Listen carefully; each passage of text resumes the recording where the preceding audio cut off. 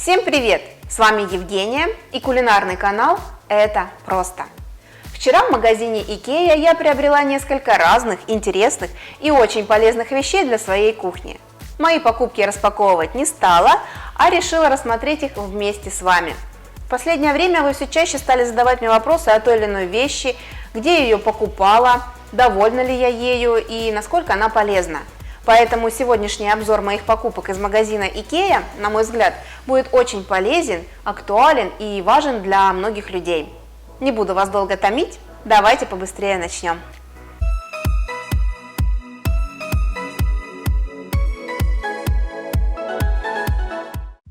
Я частенько покупаю в IKEA всевозможные товары, не только для кухни, но и для всего дома. У меня, кстати, даже сама кухня икеевская. За 5 лет эксплуатации никаких нареканий к ней у меня не возникло.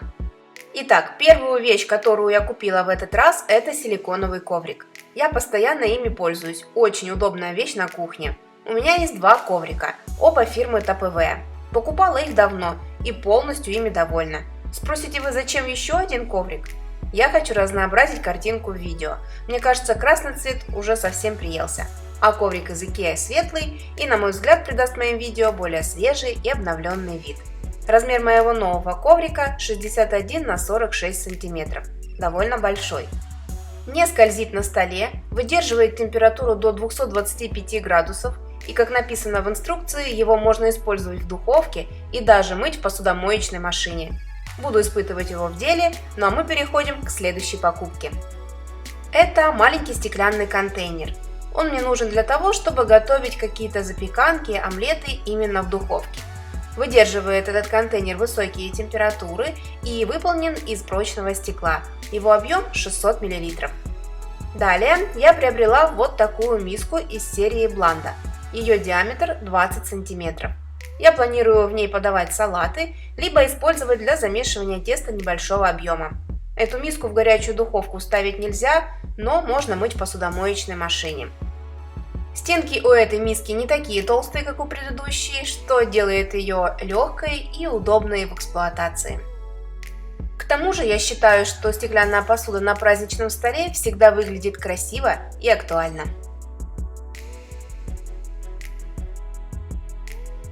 Следующая покупка и снова миска, но уже большая.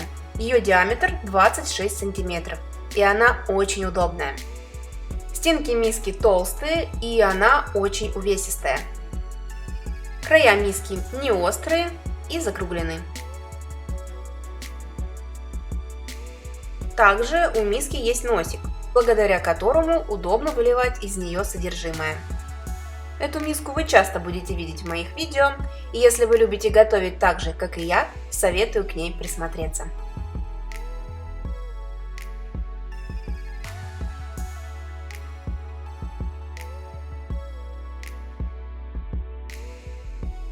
Еще я купила вот такой поднос серого цвета. У меня уже есть один, но одного мне не хватает.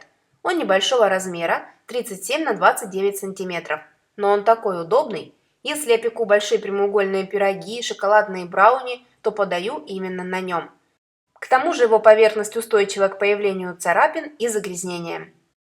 Еще одна суперская вещь – это вот такая корзина для хлеба. Она сделана из стали и покрыта специальным порошком. Конечно, ее нужно мыть только вручную, но она очень качественная. Я купила ее с учетом на будущее, а точнее на летнее время. Я очень люблю принимать гостей, и обычно мы жарим шашлыки и едим на улице. И в этой корзине я планирую подавать хлеб, лаваш, а в зимнее время буду подавать фрукты.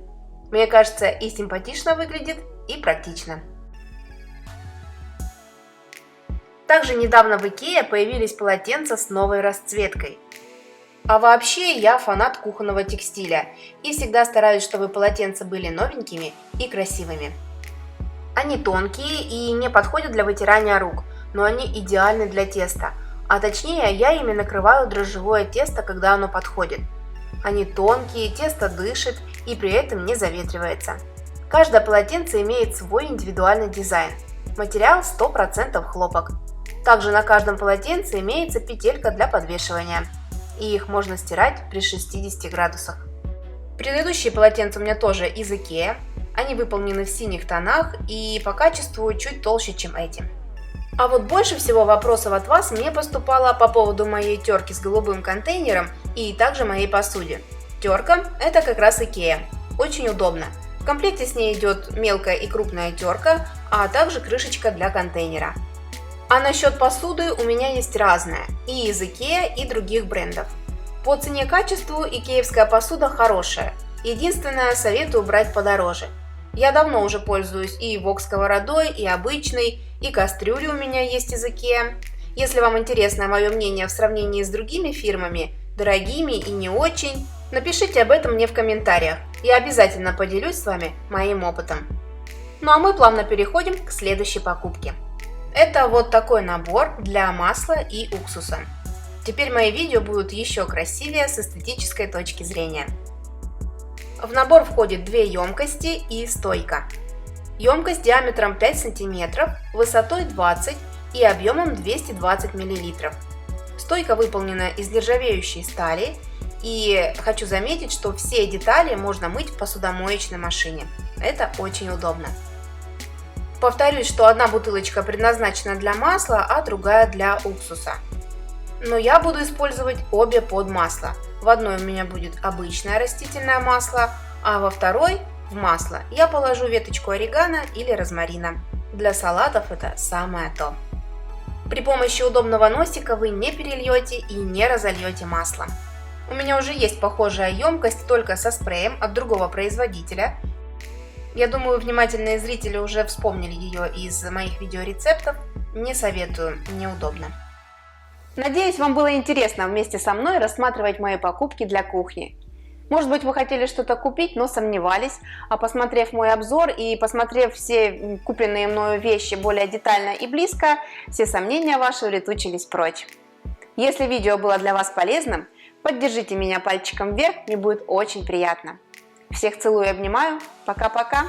С любовью, Евгения и кулинарный канал «Это просто».